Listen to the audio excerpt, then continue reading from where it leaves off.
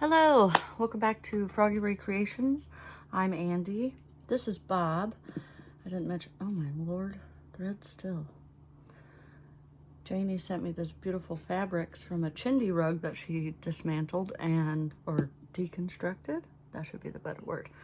And yeah, they're just, I don't know what it is. Like they fall out of everywhere. It's like, and I mean this in the most loving way, but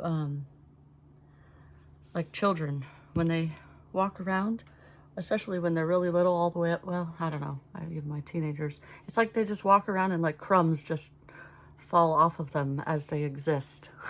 I don't know. If you're a parent, you know what I'm talking about. It's just, it's funny, but it's also not funny. Anyway, that's not the topic today. The topic today is painting on surfaces that are not necessarily meant to be painted on in the way that you would intend them to be painted on. That was a lot. That was weird. I don't even know if I like that, but whatever. That's fine. We're going to go on. So I've got a couple of like scrap papers. I'm going to just show you how you prep for said endeavor. And then we're going to come back with a part 2 and show. So we're going to mark them. We're going to mark it down. Let me get my favorite pen. I know, like, I love all the pens that people send me because I love pens. But when I'm writing things down for my particular archival, whatever necessary information, this is my favorite pen. It's Right Tech, I think. But the size is my point. It's 0.28. I like 0.28 or 0.38. My husband hates it because he likes the fatter, like 7 millimeter, 0.7 or 0.5s. Anyways, regardless. But I like I write tiny and I write in all caps, and this just makes it better. So we're going to do the larger piece. Well, we'll do a large and a small for each. Okay, so we're just going to put gesso and watercolor. And then a gesso, I don't know, whatever. I've been using it for a long time, and I've heard a lot of people talk about it, and I always hear, no, put that back, gesso. So, all right, so basically what you do, this is mixed media paper, which can handle either of the things that you would normally do this with anyways, but it's just all I had on hand. You can do this with the blank ATCs, maybe not this so much. I don't know. You know what? We could try it. Let's try it. Let's try it all.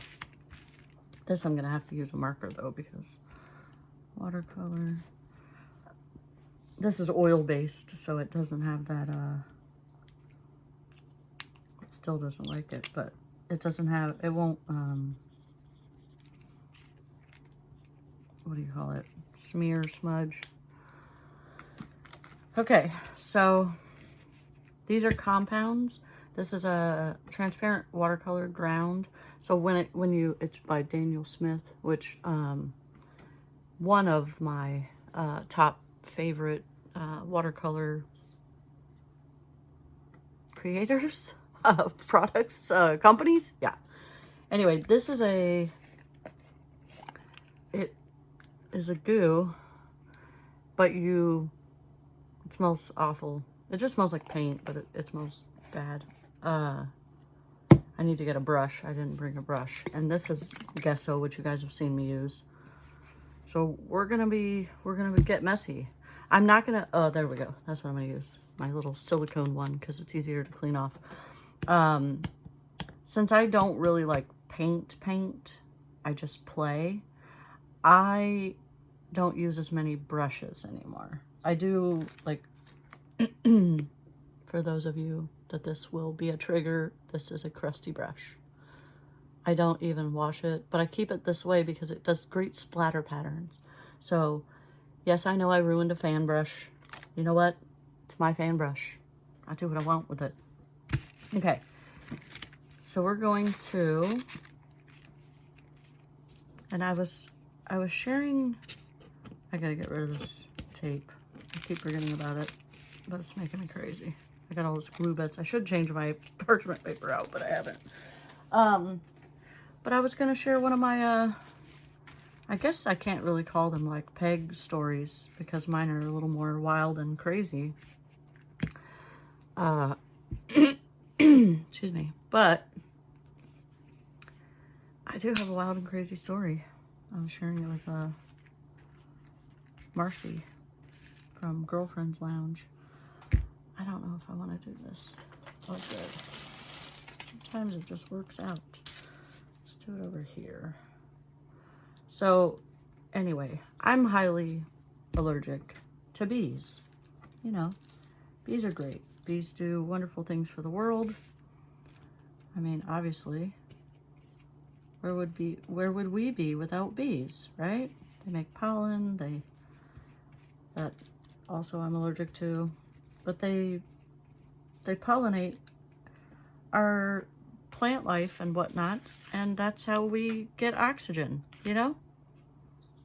So they're great in their whatever way. I just don't like to be up close and personal with them, you know? When I see them outside in summer or winter, or not, well, I guess you don't really see them in winter, but when I see them, I scream and run and freak out like a spazoid. And I know that's like the worst thing you could do, but guess what? That's what I do. And it's never going to change. I can't tell you the countless amounts of people that have been like, you know, it would be a lot easier. Wouldn't have as many problems if you would just not run away. But tell that to someone who is allergic to them. You're deathly afraid of them. I have to take a drink of my coffee. Hold on. Talking. This is like my third recorded video too, so. Anyway, for one really quick side topic, the gessos have been gessoed. The thing with gesso though, is you're gonna kind of want to do, now for intent and purposes, you would probably want to use a brush because you are going to get a weird surface texture with this. But because I use it for these other things in playing, I don't mind the weird texture.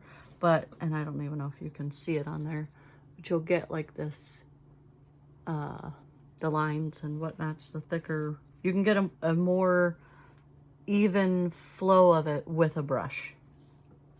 But for this purpose, it's just for testing. I don't care myself. I have like stuff everywhere. Gesso just likes to be all over me. I don't know why. All right, so we're gonna do the watercolor black or ground next.